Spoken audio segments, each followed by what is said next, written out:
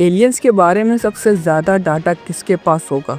Obviously NASA के। लेकिन जब भी लोगों ने कुछ स्ट्रेंज चीज देखी, या तो लाइव फीड कट हो गया या तो इमेजेस मिसिंग हो गई, तो क्या सच में एलियन एग्जिट करते हैं और नासा उन्हें छुपा रही है? शायद इस सवाल का जवाब हमें उन्हीं इंसिडेंट में मिले जो पिछले 70 साल में रिकॉर्ड हुए।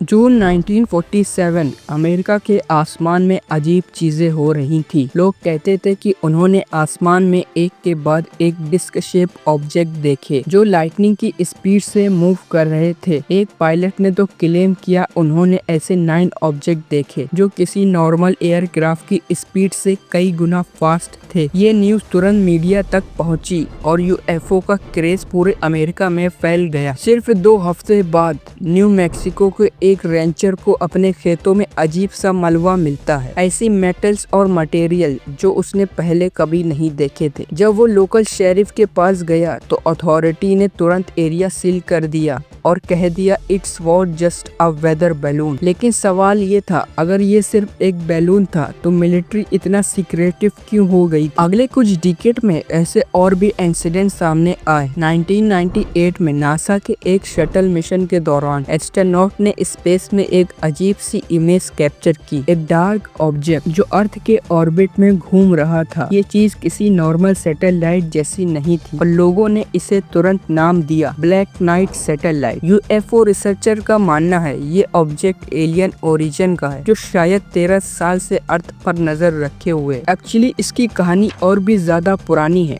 1899 में साइंटिस्ट निकोला टेस्ला ने अपने एक्सपेरिमेंट के दौरान कुछ स्ट्रेंज सिग्नल रिसीव किए थे जो उनके हिसाब से अर्थ से नहीं बल्कि स्पेस से किसी अननोन सोर्स से आ रहे थे। उसके बाद 1927 में एक नॉर्वेजियन इंजीनियर ने भी सिमिलर डिले सिग्नल रिकॉर्ड किए थे जो बिल्कुल नॉर्मल नहीं थे। ये सभी क्लूज एक ही तरफ पॉइंट करते हैं कि कुछ मिस्टीरियस चीजें हमारे प्लेनेट के ऑर्बिट में घूम रही हैं। लेकिन जब लोगों ने नासा से पूछा, उनका जवाब सिंपल था, वो कोई ब्लैक नाइट सैटेलाइट नहीं था बल्कि एक नॉर्मल सैटेलाइट से अलग हुआ सिर्फ एक थर्मल ब्लैंकेट था। पर क्या एक थर्मल ब्लैंकेट 13 साल पुरानी रेडियो सिग्नल का रीजन हो सकती है? ये बात लोगों के दिमाग में और गहरा डाउट छोड़ गई। इस इंसिडेंट के बाद और पुराने इवेंट को देखते हुए लोगों की क्यूरियोसिटी और भी ज्यादा बढ़ गई। लोग स्पेस मिशन और नासा के लाइव फीड पर नजर रखने लगे। 2016 में एक ऐसा इंसिडेंट हुआ जिससे नासा पर डाउट और भी ज्यादा गहरा हो गया। उस वक्त दुनिया भर के लोग इंटरनेशनल स्पेस स्टेशन यानी ISS का लाइव फीड देख रहे थे। सडनली एक ब्राइट ग्लोइंग ऑब्जेक्ट कैमरा के फ्रेम में एंटर करता है। ऑब्जेक्ट क्लियरली मूव कर रहा था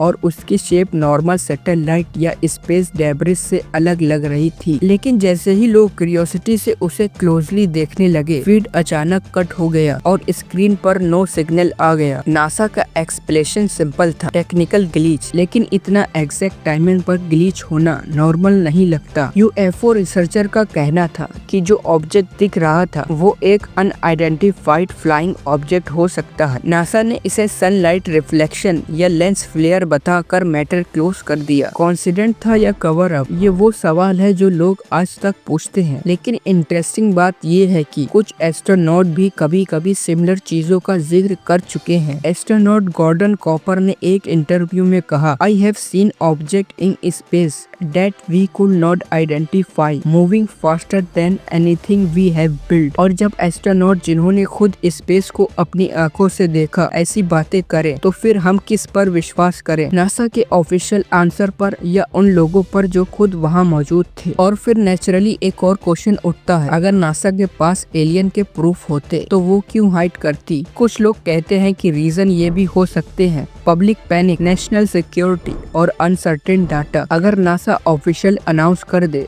कि एलियन एग्जिट करते हैं तो इमेजिन करो दुनिया भर में क्या होगा। रिलीजन्स, पॉलिटिक्स, साइंस और पब्लिक परसेप्शन सब शेक खो जाएंगे। असल में कई यूएफओ ऑब्जर्वेशन एक्चुअली दूसरे देश के सीक्रेट वीपन या स्पाई ड्रोन भी हो सकते हैं, और कई केसेस में जो हम यूएफओ समझते हैं वो शाउटिंग स्टार, सैटेलाइट या कैमरा ग्लिच निकलते हैं। लेकिन अगर सब सिर्फ इल्यूजन या ग्लिच ही होते तो नासा को इतना सीक्रेटिव होने की जरूरत ही क्या थी। लेकिन 2023 में सिचुएशन थोड़ी डिफरेंट हुई। नासा ने ऑफिशियली एक यूएपी स्टडी पैनल बनाया और पहली बार ओपनली बोला कि वो अनआइडेंटिफाइड इवेंट को स्टडी करेगी और कलेक्टेड डाटा पब्लिक के साथ शेयर करेगी। ये एक छोटी सी ट्रांसपेरेंसी का स्टेप था, लेकिन लोग फिर भी सोच रहे हैं अगर अब ओपनली स्टडी कर रहे हो तो पहले क्यों चुप थे। और सबसे बड़ा सवाल ये है, क्या जो डाटा रिलीज हो रहा है वो असली सच है या अभी भी कोई फाइल लॉक है जो पब्लिक तक कभी नहीं पहुंचेंगी। ह्यूमन नेचर भी क्यूरियोसिटी से और फ्यूल करता है। रोजवेल के क्रैश से लेकर आईएसएस और यूएफओ ऑब्जर्वेशन तक जितनी भी इंसिडेंट हैं, उनका कॉमन पैटर्न ये है कि जब भी एलियंस का टॉपिक आता है नासा के ऑफिशियल आंसर अनक्लियर होते हैं और रियल फुटेज या तो मिसिंग होती है या सडनली कट हो जाती है। और इसी वजह से लोग मानते हैं कि नासा सच छुपाती है, एक ऐसी कहानी जो शायद एक दिन दुनिया को हिला दे। और इमेजिन करो अगर एक दिन नासा ऑफिशियली डिक्लेयर कर दे,